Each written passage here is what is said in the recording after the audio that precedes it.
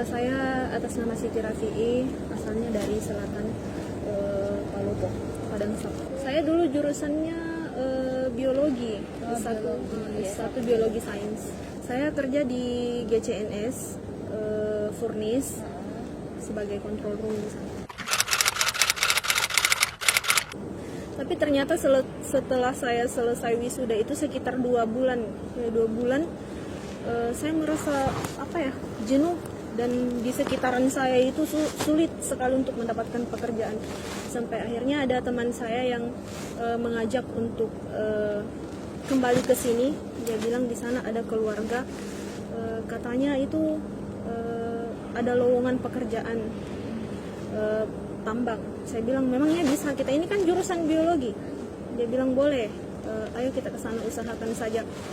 Jadi saya datang ke sini itu tidak mengenal siapapun di Bahodopi ini, dan ternyata keluarganya teman saya itu bukan di Bahodopi sini, dia di bagian Morowali Utara sana. Pas sampai di sana itu sekitar jam 6 sore ya, habis sholat maghrib saya diantar ke sini sama omnya teman saya.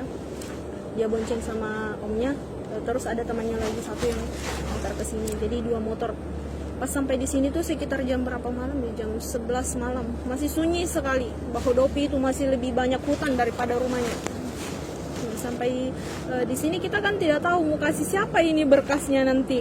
Kita tidak kenal siapa-siapa. Ternyata omnya teman saya ini tidak ada kenalan juga, cuma modal nekat saja. Berkasnya itu saya kasih sama orang yang pas ketemu di jalan. Dia bilang, saya juga dari Palopo, dari selatan. Oh, saya bilang, bolehlah bantu-bantu kita, asalnya kan sama. Dia bilang, oke lah, nanti saya bawa berkasnya sama salah satu yang mungkin bisa membantu nanti. Saya malam itu langsung kembali ke Bungku Utara. Di sana ada keluarga, saya telepon orang tua di kampung. Dia bilang dia katanya tinggal di Bungku Utara. Jadi saya telepon. Sekitar jam 5 subuh saya sampai di sana. 1 hari 1 malam di sana saya baru ada panggilan untuk tes ke sini. Waktu itu saya yakin sekali Mbak kalau saya pasti bakalan lulus. Ya. Karena kan masih hutan, saya pikir pasti di sini karyawannya masih butuh sekali kan. Pas sampai di sini ternyata saya langsung tes skill. Di sini kondisinya dulu di sini masih becek sekali, belum ada semua ini. Jalannya juga masih jelek, mesnya kayaknya baru 2 deh. Iya baru 2, B dengan C ini. Saya tes di sana di Gedung Putih itu. Habis itu besoknya langsung ada panggilan tes tulis lagi. Besoknya lagi tes kesehatan. Habis itu tes induksi. Teman saya ada panggilan tes induksinya, saya tidak ada. Makanya saya bilang mungkin saya tidak lulus tes kesehatan, mungkin ada yang bermasalah dengan masalah kesehatan saya. Saya tanya sama yang bawa berkas saya itu. Dia bilang kamu katanya tidak lulus skill. Saya bilang, kenapa saya tidak langsung digugurkan di tes skill itu kalau memang saya gugur di tes skill. Memang pada waktu itu kayaknya prosedur tesnya itu belum terlalu berurut. Ada yang tes tulis duluan, habis itu tes skill. Ada yang interview duluan, habis itu verifikasi berkas kan. Belum terlalu, tidak sama dengan sekarang sudah teratur. Kalau sekarang itu dia verifikasi berkas dulu, habis itu interview kan. Kalau dulu tidak. Habis itu saya tes, saya sudah tidak berharap lagi. Saya pikir saya mau pulang karena juga kita tinggal di sini kan tidak jelas mau tinggal di mana. Saya juga lalu itu cari kos untuk disewa 1 bulan, tapi ternyata tidak ada karena kosnya masih satu-satu. Terus orang kan masih susah dapat kos. Jadi ada yang 1 kamar sekitar 5-6 orang, bahkan ada yang 7 orang 1 kamar. Habis itu saya bilang saya mau pulang, tapi dia bilang teman saya ini kamu tunggu dulu, kita masih berusaha. Saya bilang oke lah. Terus teman saya itu tidak lulus juga pas induksi. Habis sudah bikin rekeningnya sudah jadi. Tapi ternyata dia tidak ada panggilan berikutnya. Lama Mbak, karena saya sekitar tes yang ketiga kali saya baru bisa masuk. Hampir setahun baru saya bisa lulus di sini kan 3 bulan atau 4 bulan setelah tes pertama itu. Saya ada panggilan berikutnya lagi, panggilan tes mulai dari awal lagi, tes tulis lagi. Habis itu tidak lulus di situ. beberapa bulan kemudian baru ada panggilan lagi. Nah, panggilan yang ketiga itu yang baru. Dulu waktu saya datang kan masih ini, baru yang smelternya SMI itu, belum ada GCNS. Jadi dulu itu kita artinya training 3 bulan lah. Kalau selama 3 bulan itu ternyata bagus, kita lanjutkan lagi 1 tahun. Habis itu 1 tahun bagus. Oh berarti kontrak dulu kan ya, berarti kontrak 1 tahun dulu baru kemudian permanen. Oh, setengah mati sekali Mbak, karena pertama kita masukkan itu dia kan lebih duluan yang teman saya tadi itu kan. Dia lebih duluan, dia sekitar 3 bulan lebih dulu dari saya. Pas saya masuk itu semuanya orang pakai bahasa Mandarin, tidak ada pakai bahasa Indonesia. Jadi ya lambat laun kita belajar satu persatu bahasa Mandarin kan, karena memang semua pekerjaan ini menuntut kita untuk bisa tahu bahasa Mandarin, karena yang di komputer itu komunikasi dengan orang lapangan, dengan orang di control room kan kita menggunakan bahasa Mandarin. Jadi mau tidak mau yang paling pertama itu yang harus dihafal yang pas masuk itu yang angka dulu 1 sampai ribuan, karena yang paling utama itu setiap ada laporan ke lapangan, terus yang kita kerjakan ini kan berhubungan dengan angka semua. Jadi angka itu yang paling utama harus dihafal, dan lambat laun selama hampir 3 tahun saya bekerja sudah lumayan lah bahasa Mandarinnya kalau untuk masalah pekerjaan. Kita hanya mengontrol call sign, mengontrol bahan, kemudian arus listriknya berapa, arus listrik yang terpakai berapa, kemudian kan kalau di tempat saya itu ada yang namanya skimming, ada yang namanya tapping. Skimming itu proses pengeluaran slag ya, yang tidak berguna itu dibuang. Terus yang tapping ini ferronikelnya nanti yang kadang biasa 4 jam, tapi memang ada AP konsumnya masing-masing, ada target angka sekian baru bisa dilakukan tapping, sekian baru bisa dilakukan skimming, dan itu semua kita yang mengatur, kita yang ini kontrol arusnya, bagaimana caranya supaya pembakarannya tetap stabil, orang di control room yang mengontrol semuanya. Yang pastinya yang paling utama ya, saya bicara sebagai karyawan,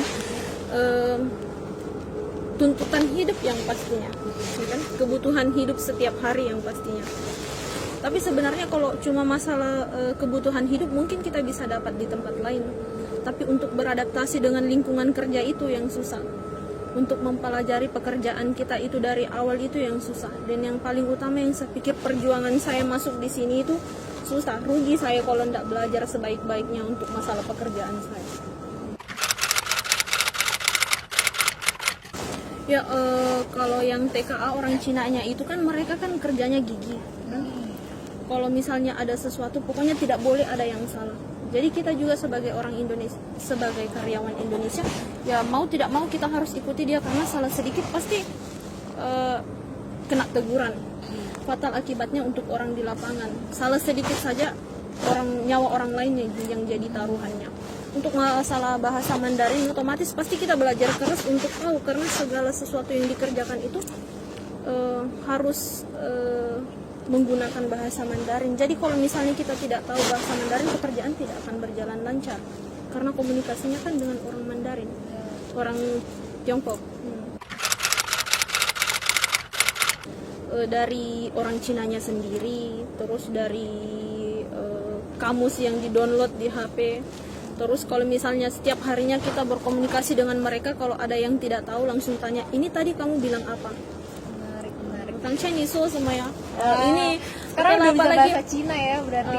Sedikit-sedikit untuk masalah pekerjaan dengan aktivitas sehari-hari yang di control room itu, masalah mau makan apa, mau izin apa, mau ke WC, mau inilah, ya kan? Yang intinya bahasa sehari-hari untuk di control room.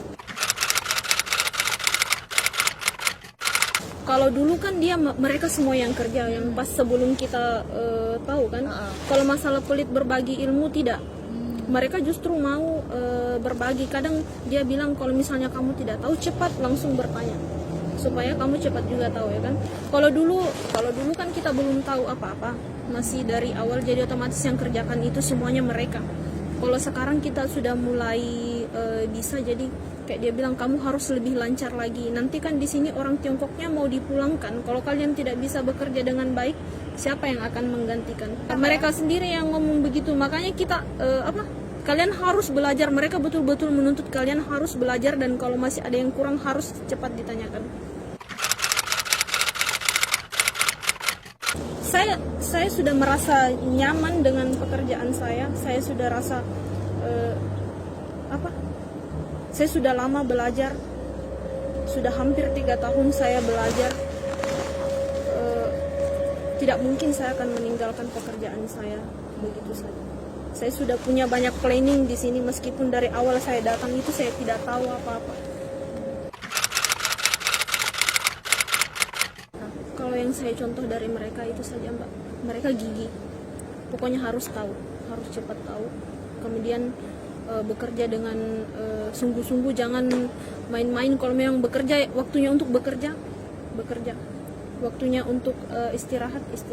Iya, disiplin sekali. Kalau misalnya kami di control room itu kan memang kalau misalnya kita bekerja, HP itu harus dikumpul.